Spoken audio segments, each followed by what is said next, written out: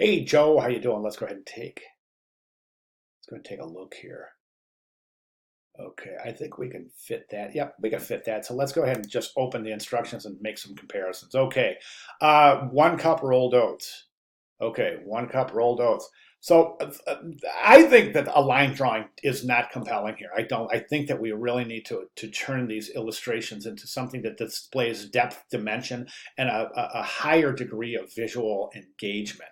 So by adding color, so for example, here's your cup of oats. We add a tan color to those oats, and then we pull the oats off and we start putting the oats in here. So there's these little individual oats in tan color showing a full cup of oats. Okay. Then we have water and milk. Color the water. Color the water blue, and then show a full cup of water. And then this, what is this? This is milk, right? But how do we know that's milk? How do we know what liquid that is? We don't. So we need to let the viewer know that that's milk. I think a good technique a lot of students have been using is a carton with a cow on it to indicate milk. At that point, we still haven't indicated that this is 2 cups of water, milk, or a combination of both. So you want to depict that it's water, milk, or a combination of both.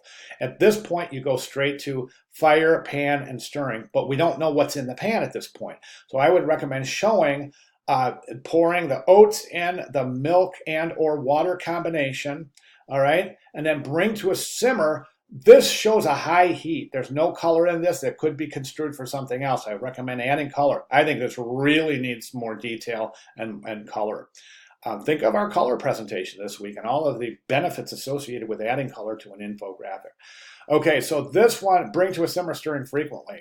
So this, I mean, a good way to show stirring frequently is to actually put the spoon in the pot and then show that kind of circular arrow. Right now, this, I don't think this makes, I don't think it's very clear, Joe. I really don't.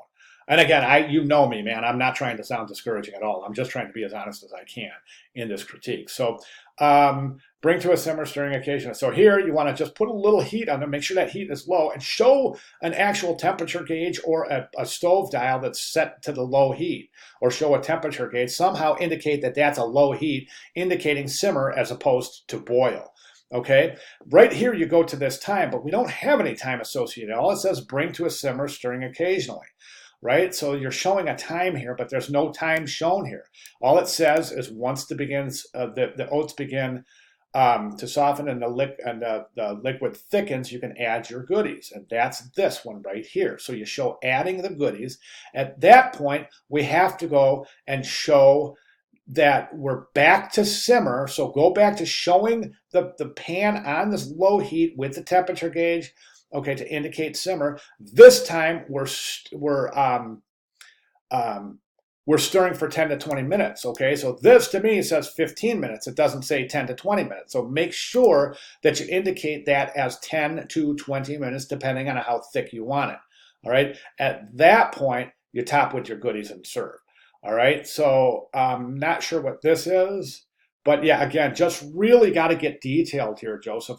You got the basic idea. That's the good thing. I think what you really need to do at this point is take a look at this step by step, compare it to your work, and see if it makes sense. Don't be afraid to show this to somebody. Show it to your friends, family, neighbors, coworkers. Show it to anybody. Get some eyes on this and say, I think a great technique would be this. So show this to somebody and say, can you translate this to me? What's going on?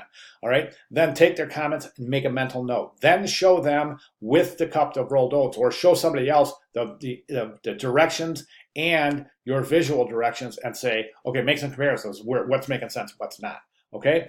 So let's go ahead and make those changes, Joe. I think it'll really, really help the assignment quite a bit. So, of course, if you have any questions, please let me know. I'll be glad to make any necessary clarifications. All right. Thank you very much.